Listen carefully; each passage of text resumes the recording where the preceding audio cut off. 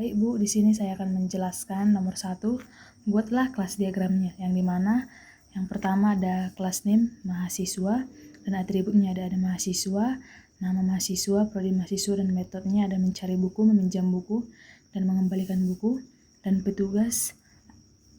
Atributnya ada petugas, nama petugas, kontak petugas, dan metodenya adalah menerima peminjaman dan mengapprove peminjaman.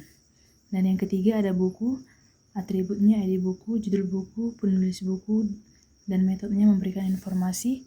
Dan yang keempat ada kelas name-nya record loan, ID-nya loan, date loan, nama loan, dan metodenya menyimpan data peminjaman. Dan yang dimana hubungannya mahasiswa dengan petugas adalah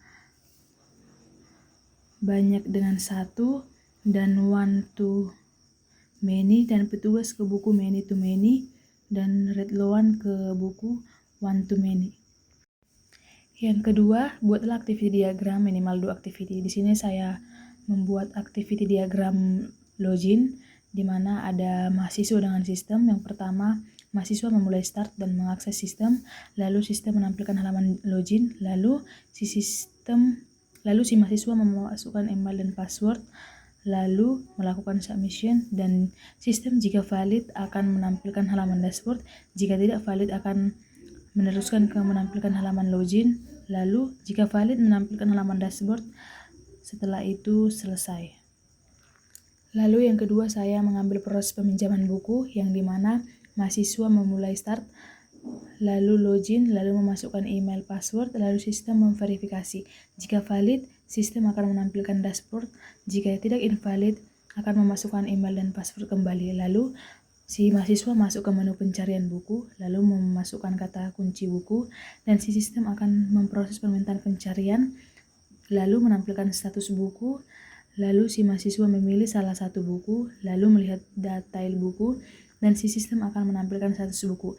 Jika dipinjam selesai, jika tersedia, mahasiswa akan mengklik tombol pinjam, lalu sistem akan membuat permintaan peminjaman, lalu mengirim notifikasi, lalu si petugas menerima daftar permintaan peminjaman. Jika menerima, di sini ada 2 extent yang mana memenuhi syarat, yang kedua buku benar-benar tersedia. Lalu ini mengapprove permintaan dan sistem akan membuat record line, lalu mengubah status buku, lalu menerima notifikasi kepada mahasiswa. Lalu si mahasiswa akan menerima notifikasi, lalu selesai. Yang ketiga, buatlah sequence diagram minimal 2 sequence diagram. Di sini saya mengambil sequence diagram login. Di sini ada admin dan user, lalu halaman login, lalu proses login. Yang pertama membuka halaman home, lalu si sistem akan menampilkan halaman home, lalu si admin atau user membuka halaman login, lalu si sistemnya menampilkan halaman login, lalu si admin memasukkan username dan password. Lalu si halaman home ini validasi username dan password, lalu si sistem get username dan password, dan tabel pengguna meminta data pengguna, lalu sistemnya mengirim data pengguna. Yang kedua, saya mengambil mencari buku. Di sini ada pengguna dan sistem. Pengguna masuk ke menu pencarian, lalu sistem menampilkan menu pencarian, dan pengguna memasukkan kata kunci, dan sistem memproses permintaan ke database, lalu database menampilkan permintaan. Yang keempat, sebutkan dan jelaskan requirement validation dari studi kasus dari segi competence dan konsisten. Yang segi competence atau kelengkapan, semua proses peminjaman, di sini ada login, mencari buku, melihat detail peminjaman, approve petugas. Semua aktor tercover, mahasiswa, petugas, sistem. Output setiap proses jelas, status buku, notifikasi, loan recording. Yang konsisten, yang pertama, alur tidak saling bertentangan, status tersedia, boleh dipinjam, atau tidak boleh.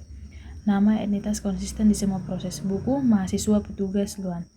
Tahapan approval selalu dilakukan petugas sebelum loan dibuat. Tidak ada konflik aturan. Nomor 5, sebutkan dan jelaskan minimal 2 karakteristik perangkat lunak yang dapat diuji. Anda dapat memilih ini operabilitas dan yang saya memilih operabilitas, seberapa mudah perangkat lunak digunakan oleh pengguna, serta seberapa mudah sistem beroperasi tanpa menimbulkan kesalahan. Penjelasannya, kemampuan halaman login yang sederhana dan jelas. mahasiswa mudah mencari buku berdasarkan judul. Yang kedua, observabilitas, kemampuan sistem untuk menunjukkan apa yang sedang terjadi, sehingga pengguna atau petugas bisa memahami keluaran dan prosesnya. Penjelasannya menampilkan hasil pencarian dan detail buku.